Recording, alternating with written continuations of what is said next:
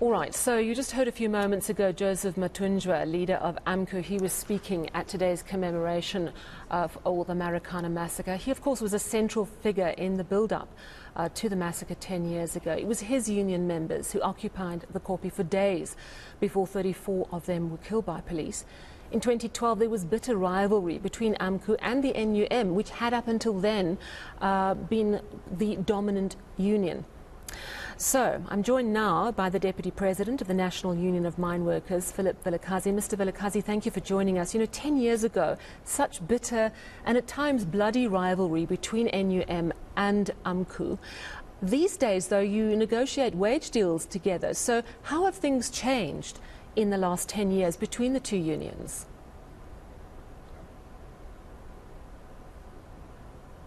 Well, thank you very much. With your viewers at home, directly to your question, at some point, it is good if we know who the enemy is, and in this case, we find it very clear and user-friendly to share some tables and face the enemy as a team. That's good. Of course, we are united. Yeah. We are united by our own struggle. We are united by the poverty that is facing the country. We are united by the hardship that the membership of the two trade unions are going through in the belly of the earth. One of the things you lament in the press release you sent out today is that there's still this division between the 10 people who were killed in the build-up to the 16th of August and the 34 who were killed on the Kopi. Now, we know that it was police officers, it was some security guards, and it was also some members of your union.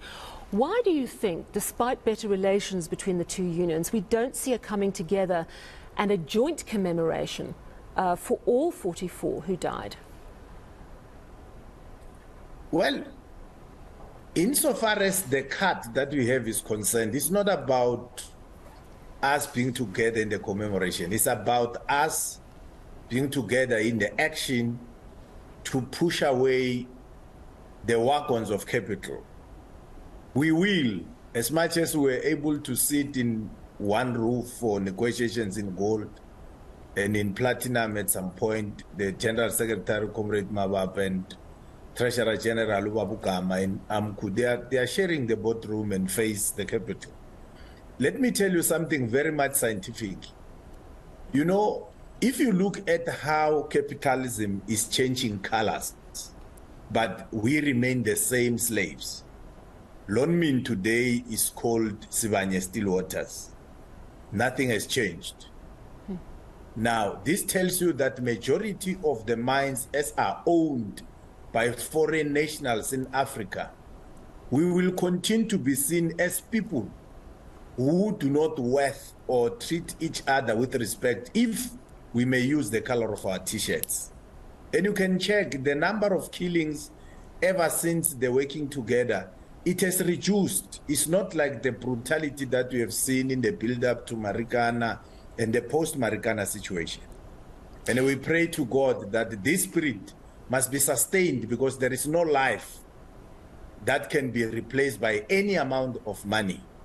Yeah. We also heard from our reporter earlier who told us that not only do we not have any final answer about who was responsible for killing the 10 people who were murdered in the build-up to the massacre, we have as yet to see any police officer go to jail for what happened on the Kopi that day. How do your members feel about the fact that there are so many unanswered questions around responsibility and taking accountability for what happened 10 years ago? Asia, let me narrate a story that might sound boring to those who are not exposed to our environment. It is always a catch-22 situation if at work as a trade union leader, your own members find beef amongst themselves. In any case where you want closure, you must have a complainant, and the complainant must have witnesses, and the witnesses must lead evidence. In this case, there is evidence that no witness is prepared to lead. You go to the Phalam Commission, you read it very kindly, not with an ulterior motive. It does not compel either the state or loanmen to pay anybody. It is only our plea as trade union leaders to say, where is a Samaritan who can come and understand the hardships that the situation has created? We are in the pipeline to say, why don't we together sit, including the lawyers who are representing the victims, to say, can we sit down and either ask to revisit the commission or to review and also have a clear terms of reference that, amongst others, will have a conclusion that says beneficiaries of the deceased and the victims who survived, they should be treated, and we deal with the procedural aspect of it. Yeah. Because to be honest, it is painful always to sit in this public media and talk as if the number of words we use will resuscitate the spirit of those who lost their life. And I continue on behalf of the National Union of Mine Workers to say, may the souls of those innocent members rest in eternal peace, and for God to continue to remain in comfort with their siblings, especially the widows. It's painful to see a woman crying tears for the pain that he lost his loved one. Worse is when you see kids.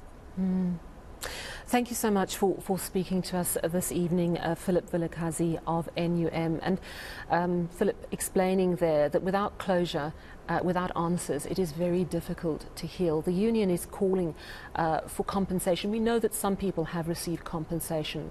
But certainly we don't have all the answers, and there hasn't been compensation for all 44 who died in the run-up to the massacre and on the day. Phillip Vilakazi there of the NUM.